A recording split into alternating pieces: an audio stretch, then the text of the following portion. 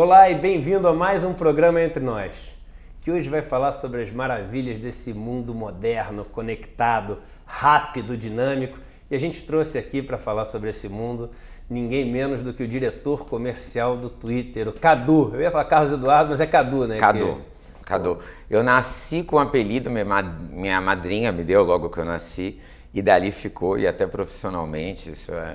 Cadu é um... Aliás, os Cadus que eu conheço, acho que quase todos Carlos Eduardo, tem alguns que não são Carlos Eduardo, eles nem se reconhecem mais como Carlos Eduardo. Não, eu acho que é um apelido que pega tão bem, né, cara? O meu e-mail, o meu cartão de visita, é tudo Cadu. Tudo Cadu. Cadu, assim, quando a gente conversa com alguém que está tão dentro desse mundo conectado, digital, etc., a gente não sabe nem por onde começar direito, porque o mundo é isso hoje em dia, né? E vocês no Twitter, vocês foram meio que precursores dessa rede de conexão global que a gente tem hoje em dia. Foram um dos primeiros e um dos mais resilientes, que continuam super fortes, com market share muito grande, importantes. Qual você acha que é o segredo dessa resiliência no mundo onde as coisas são tão frágeis, apesar de às vezes serem tão grandes, como o Orkut, por exemplo? Sim, né? Eu acho que passa por tudo um pouco, né, em relação ao negócio, mas se eu fosse basicamente te dar duas frentes, o Twitter ele passou por uma clareza de posicionamento que foi muito importante. Então o Twitter é uma ferramenta que as pessoas vão para saber o que está acontecendo agora. A gente é um termômetro da sociedade. Isso fica muito claro para quem usa, e seja aqui ou nos Estados Unidos, o brasileiro mesmo tem usado o Twitter cada vez mais com essa clareza de posicionamento para se informar. Independente das suas relações sociais, no Twitter você conversa com quem quer conversar aquilo que você que você também quer conversar. E outra frente que foi muito importante para a gente foi a adaptação constante do produto. Então, a gente tem frentes de estudo de usuário, né? Onde a gente, desde o tweet antes, ele tinha 140 caracteres. Aí a gente passou a permitir 280, que era uma quebra de paradigma, total, mas né? que foi super bem aceito. Antes, o tweet era só texto. A gente colocou vídeo. Vídeo ajudou o usuário a se expressar de uma outra forma. Vídeo também ajudou a gente com o mercado publicitário, que hoje é um formato importante. Então, uma clareza de posicionamento e uma mudança constante de produto para atender o consumidor ao mercado publicitário. E um respaldo muito grande de figuras importantes que sempre usaram o Twitter, né, como a sua referência para poder se comunicar com todo mundo. Então, até hoje, você não ouve uma declaração do Donald Trump no Facebook, numa live do YouTube, etc. É quase sempre o comentário, o Trump tweetou, o Neymar agora teve esse negócio, assim que ele saiu, a primeira coisa que ele fez foi tweetar. E no mundo onde você tem algumas redes que estão até mais na moda, porque o Twitter está há tanto tempo aí, que moda é uma coisa de momento. Sim. Apesar de terem coisas que estão muito mais na moda, as pessoas elas voltam para o Twitter para se comunicar. Que o Twitter ele tem uma característica, tem algumas características que são muito fortes da plataforma. A gente se ao vivo, então a timeline do Twitter ela é cronológica, ela segue o fato de privilegiar a informação ao vivo. A gente é uma plataforma aberta, então aquilo que eu falei sobre você ter uma conta fechada ou não, a maioria das pessoas elas seguem aquelas que têm interesse, ou mesmo se você não seguir, quando algum político, algum cantor, alguma celebridade fala alguma coisa importante, aquilo tem um eco muito maior no Twitter, porque é uma plataforma aberta. E a gente é real time, a gente tem esse calor, esse termômetro da sociedade. Muitos jornalistas, inclusive, se utilizam do Twitter como uma plataforma para compartilhar notícias e consumir notícias. Então a gente acaba sendo também uma ferramenta de extrema credibilidade. E você usou uma palavra boa, termômetro, né? Tem muito aquela história das pessoas verem, como é que estão as menções do negócio, o trend, né? Como é que é o nome? É o Trend Topic. Trend Topic. Eu falei que eu tenho o meu objetivo, que é você vai ser daqui tuiteiro. Não, eu tenho que sair daqui tuiteiro, cara, até porque eu vou te falar uma coisa que pode ser que eu esteja com uma percepção errada. Mas quando eu vejo hoje em dia as coisas que estão mais na moda, o Instagram entrou muito na moda, há pouco tempo atrás o Snapchat estava na moda, eles têm características tweeticas que eu vou inventar. São coisas que passam, ou seja, amanhã já não tem mais tanta importância, ou seja, eles valorizam muito o real time. Elas têm a obrigação de você ser conciso, então quando você faz um story você tem lá 15 segundos, no outro agora você tem 1 minuto no máximo. Então é engraçado que são coisas que desde o começo o Twitter já era assim. Então o Facebook, etc., foram dando muito espaço para depois criarem produtos que são os Twitters de outra maneira, né? Eu acho que o Twitter, de alguma forma, ele se torna referência do mercado por essas características exatamente que você falou. E por outras que são importantes também, como a audiência dele ser muito influente. As pessoas que acessam o Twitter, elas exercem uma influência não só pelo fato de serem importantes, mas também pelo fato de consumirem informação, espalharem essa informação mais rápido. Então, as hashtags começam no Twitter, os memes. As hashtags começaram lá, né? E ficam assim. Hoje a gente acompanha muito o Copa do Mundo, tem sido um evento bem importante pra gente. E você vê que todos os memes, todas as conversas que acontecem depois em outras mídias, elas começam primeiro no Twitter como referência. Você falou sobre o Neymar, a CBF, a gente tem uma parceria onde a CBF publica diversos conteúdos lá na Rússia, em real time, para as pessoas acessarem no Twitter. Então, deixa eu te fazer uma pergunta um pouco mais filosófica aqui, senão até fica parecendo que eu estou só rasgando seda do Twitter, e eu quero puxar um pouco mais uma questão de debate aqui. Claro. Eu sou uma pessoa muito crítica da sociedade que a gente está formando hoje em dia, de ser uma sociedade muito rasa. Eu, até nas minhas palestras, eu falo o seguinte: viramos debatedores enfurecidos de manchetes de Facebook. Ou seja, as pessoas chegam, leem uma manchete ali e aí não procuram entrar a fundo naquele assunto, saber qual foi a fonte daquele negócio e começam a discutir veementemente, com raiva, brigando com um amigo de infância, que os caras passam meses sem se falar porque brigaram em cima de uma notícia. E é uma coisa curiosa, porque hoje em dia a gente vive na sociedade que mais acesso à informação tem. Então, apesar de viver na sociedade que mais acesso à informação tem, a gente é a sociedade que menos usa informação para formar nosso juízo de valor. E o Twitter, mal ou bem, é um negócio que ele é pequenininho, mas a ideia dele é ser uma chamada de atenção, uma tipo assim, olha, pá, aconteceu isso, tipo só o headline mesmo. E quem sabe usar o Twitter usa só como um headline, como uma chamada de atenção, ou não, esse novo mundo é assim mesmo. A notícia ela tem 280 caracteres e forme o seu juízo de valor com 280 caracteres. Eu acho que assim, ser conciso passa por quê? Hoje você consome muito conteúdo em muitos canais. Isso. Então existe um poder de dispersão muito grande. Verdade. Até para a geração que está vindo aí de crianças e tal. A gente vê que você já nasce com o teu filho de 2 anos, já está brincando em iPhone, coisas assim.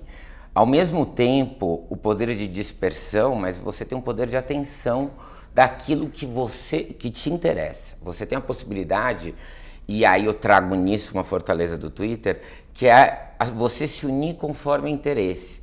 As pessoas elas vão no Twitter muito mais para debater, conversar, independente de uma relação social que de alguma forma vai ter um viés de opinião de amigo ou familiar, que pode ter também, mas com pessoas que tenham a mesma opinião que você ou não. Eu acho que o que a gente faz é permitir e dar espaço ao usuário para ele conversar e expor suas ideias dentro daquilo que ele acredita e do universo de pessoas que acreditam que nem ele. Então a gente promove discussões, isso eu acho que é muito saudável. Essa parte da discussão é uma coisa que eu até gostaria de ver mais nas redes todas, não no Twitter especificamente, porque eu vejo muito, e aí vem uma outra questão que eu ia abordar depois, mas eu aproveito para já abordar agora com você, o Twitter como uma das únicas plataformas que ainda é muito fiel àquilo que era no começo. Eu vi várias plataformas surgiram como plataformas para conectar as pessoas, fazê-las encontrar pessoas que elas não viam desde que estavam no colégio e etc. E que foram cada vez mais migrando para um negócio 100% uma plataforma de marketing. Ou seja, isso aqui é uma plataforma de anúncio. Você quer que até os teus amigos de infância vejam o que você postou? Você paga, senão ninguém vai ver o que você postou. E chegar a absurdos. Eu, por exemplo, eu tenho, para dar um exemplo, no Facebook, nesses lugares eu tenho, sabe, 10 mil amigos, que são 5 mil, que é o limite, mais um monte de seguidor. Às vezes eu boto um vídeo e aparece assim, seu vídeo foi visto por 26 pessoas. Antigamente era visto por 3.500 pessoas. É claro que tem mais conexões, etc. Fica difícil. Mas tem muito aquele lance de juntar pessoas parecidas, para depois você chegar para anunciante e falar o seguinte, ó, vai com tudo que ali é todo mundo teu público-alvo. O que gera um perigo, porque você acaba fazendo pessoas que só leem aquilo que elas acreditam, só discutem com pessoas que pensam iguais a elas, só seguem pessoas e você não promove o debate sadio de pessoas com opiniões contrárias.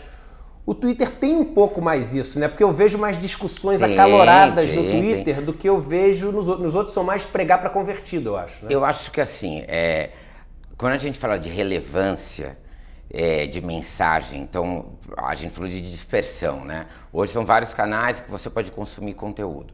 Você tem um desafio para as marcas ali, que é também passar mensagens mais relevantes. Então, hoje, para o anunciante, é mais complexo você entender aonde está o teu consumidor e que mensagem você vai impactar para que você tenha um resultado bacana. O Twitter, por permitir que as pessoas se unam conforme seus interesses, então a hashtag é um ponto claro disso. Quando você tem uma hashtag forte, a gente dá o exemplo de... É verdade, você atrai todo mundo com a hashtag, não só e aí a tua você comunidade. Exatamente, pessoas diferentes mesmo. E aí você tem a leitura de comportamentos. Então, festivais de música, Rock in Rio. O Rock in Rio, mais de 90% das conversas que aconteceram durante o Rock in Rio no Brasil, aconteceram no Twitter, dentro do espaço digital. Porque o Twitter é uma plataforma onde, independente de amigo ou não, você quer falar de música. Entendi. E aí o anunciante pode ir... É como se o que une as pessoas fosse o tema e não o personagem. É como não, é exatamente isso. A gente é uma grande plataforma de interesses. E aí são via esses interesses que você se conecta com as pessoas. E como é que funciona a parte comercial do Twitter? Porque no Facebook, no YouTube, etc., eu entendo bem como funciona. O cara chega lá, põe uma propaganda e tem um post que é um post patrocinado. É igualzinho assim no Twitter? Não. Não, porque é um tweet, mas assim, a gente tem hoje... Mas é um tweet patrocinado, como se fosse? É um tweet patrocinado, são diversos formatos que tem. Ou vídeo, ou você tem um tweet patrocinado, ou você tem formatos de diária, com também vídeo, enfim. O mais importante é que hoje, para as marcas, a gente tem que se aproximar delas conectando ao negócio delas. Entendi. E não só vendendo aquele tweet. O tweet ele tem toda uma preocupação de contexto, entendimento de comportamento do consumidor, entendimento da hora certa, da mensagem certa. Então, timing e contexto para a publicidade são muito importantes. E aí você drive a venda. Você não vai drivar só KPIs de objetivos de mídia. O importante, o que os anunciantes, os nossos principais parceiros hoje buscam, é você mexer no negócio, você ter uma relevância, vender. Eu dou exemplo sempre do McDonald's, que agora a gente está fazendo com eles uma ação de cuponagem para a Copa do Mundo, onde você, enfim, você via esse tweet promovido, você tira lá, pode pegar um sanduíche na lanchonete. Então você tem possibilidades de criar muito além do que um tweet permite. E como vocês são uma plataforma que depende muito da qualidade do conteúdo, né? Vocês são quase jornalística. Eu acho que todo mundo vira um repórter com o Twitter, né? Porque todo mundo tem uma câmera na mão, tem a capacidade de escrever, sei lá, 200 caracteres de uma forma relativamente organizada. Todo mundo vira um repórter. Meu amigo que era o presidente da Reuters que falava isso. Hoje em dia todo mundo com o celular na mão é um repórter. Vocês dão esse suporte para quem quer anunciar em relação à qualidade do conteúdo que o cara está fazendo? Sim, sim, muito. E muito em questão de ou ajudá-lo na produção de conteúdo, então tem áreas específicas para isso. Lá dentro tem isso? Lá dentro. Legal. Ou a gente dá uma consultoria de linguagem, de forma, de insights. Eu falando mais uma vez do timing, se você impacta o teu consumidor na hora, que ele está buscando um determinado produto, isso tem uma relevância para a sua mensagem de performance muito grande. Você consegue ter performances muito melhores. Então a gente tem ajustado isso com os nossos parceiros. Qual o timing, a mensagem certa, com base no teu objetivo de negócio. Uhum. E no Brasil, como é que é um pouco dessa história do Twitter? Quando que ele chegou com o escritório aqui no Brasil? Qual é o tamanho do escritório de vocês lá hoje? É legal você perguntar, porque eu tô há 5 anos e meio, a gente tá há 6. E eu tava até conversando com uma amiga hoje, que quando eu entrei no Twitter, aí eu tinha uma equipe de 4 pessoas. Olha. E a gente era uma salinha deste tamanho e era uma startup dentro de um business global gigantesco. Hoje, só na minha equipe são mais de 20 pessoas, 4 unidades de negócio, atendendo a indústrias e grandes clientes. E a gente passou pela evolução de um negócio mesmo, né? Você vê uma plataforma se adaptando a um posicionamento claro, a necessidades de negócio perante o mercado publicitário. E hoje eu acho que o Twitter ele está no seu momento de maior relevância. Então isso é um fato que, tanto para a sociedade quanto para o mercado, a gente nunca foi tão relevante como é agora. E é um orgulho você passar por essa história da empresa, né? Você ver crescer um negócio onde cada indivíduo tem a sua contribuição. Legal.